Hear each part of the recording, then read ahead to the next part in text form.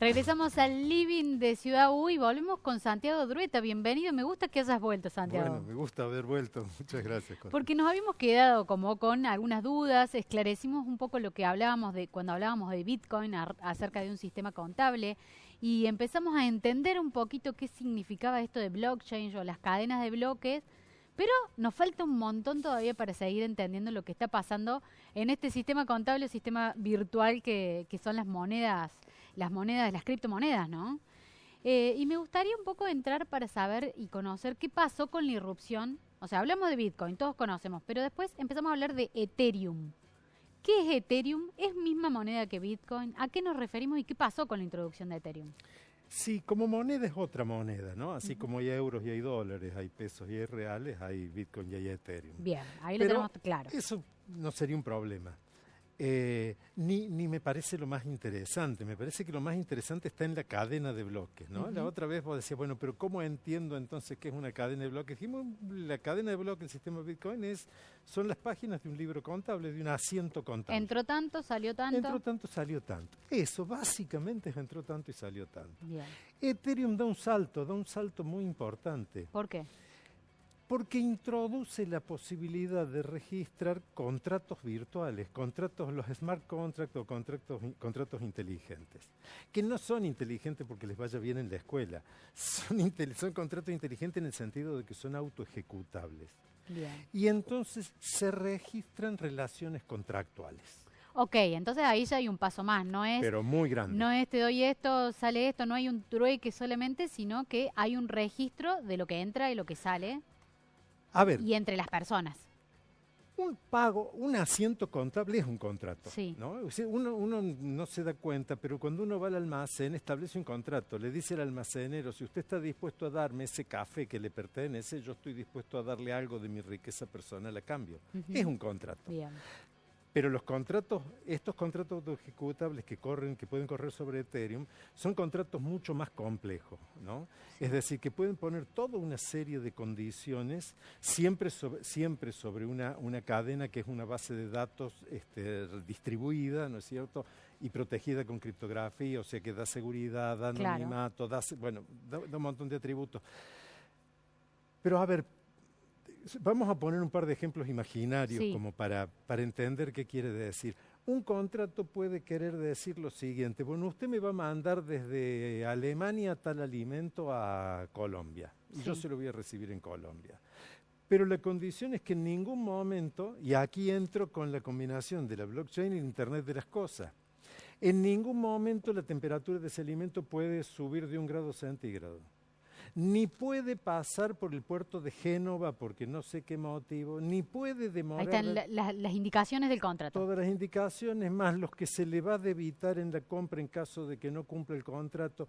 Y eso, como es un algoritmo, no lo anda siguiendo nadie. Un sensor de temperatura y un sensor de desplazamiento va informando y registrando en el contrato de la cadena de bloques los pasos, las temperaturas, y cuando llega a destino y se lo recibe, el mismo contrato debita de la criptobilletera, del receptor, el monto y lo acredita, y nadie hizo nada. Ahí terminó. Entonces, y claro, y no hace falta tampoco que esté el Estado detrás controlando eso. Bueno, no hay mediaciones, pero te quiero subrayar esto, déjame 2 ejemplos más así cortitos, mucho más cortitos.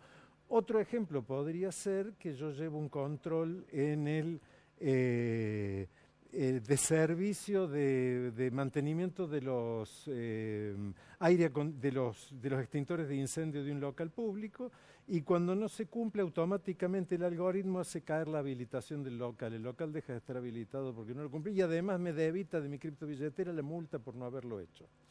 Bien. Y si voy manejando y hace eso con mis infracciones de tránsito.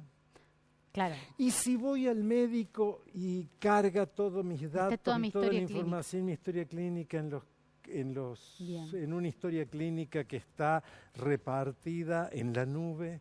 Esto quiere decir que todo lo que estamos viendo con respecto a criptomonedas y a los contratos inteligentes, aplicado en otro contexto de la vida o en otras situaciones de la vida, también nos meten en lo que podemos llamar el mundo virtual, el metaverso o la forma de manejar virtualmente nuestra vida?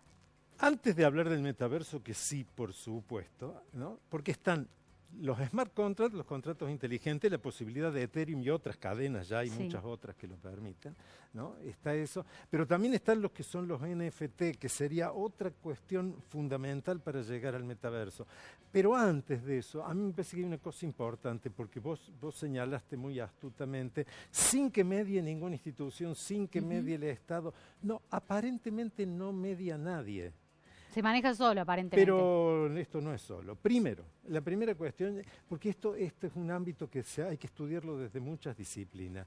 Si puedo entender mi historia clínica, mi historia laboral, la historia de mis conflictos laborales, las veces que yo le hice juicio a un empleador, si todo eso está registrado y es de alguna manera accesible, aquí no controlan, no hay mediación de un control o somos sujetos de un control ilimitado. Yo creo que esto es un tema fabuloso para quienes... Si no está el Estado, ¿hay una entidad privada? ¿Quién está? No sé. ¿Quién está?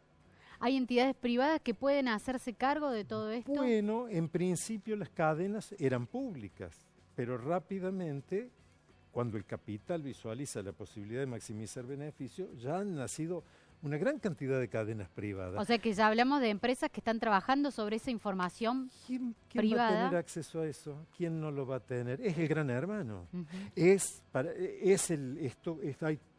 Tengo compañeros que trabajan este concepto de la biopolítica y el biopoder. Me parece que es un objeto de estudio urgente ese. Bueno, Santiago... Déjame Sí.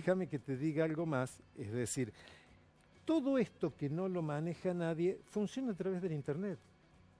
Y funciona a través de los cables de Internet y se guarda en las bases de datos que son las famosas nubes, que no son más que tecnología e infraestructura de 4 o 5 grandes empresas planetarias. O sea que estamos hablando de que sí alguien maneja toda esta información. Entonces esto de que libertad, con la cadena de bloques somos libres, mirá, una libertad A de medias. qué, sí, somos libres de algunas cosas y de otras no. El 90% de la circulación de información se realiza a través de los cables submarinos y el 80% de los cables submarinos pertenecen a 3 empresas. Santiago, nos dejaste plantada ya la duda al principio, después nos diste un poco la respuesta, pero seguiremos hablando seguro de NFTP y todo lo que podemos hablar de los NFT y después de lo que podemos hablar también del metaverso. Con ¿Te los parece? NFT te prometo que entramos al mundo virtual, porque Entramos. ahí hay otra cosa realmente fascinante. Diferente. Bueno, muchísimas gracias, No, Santiago. gracias a vos.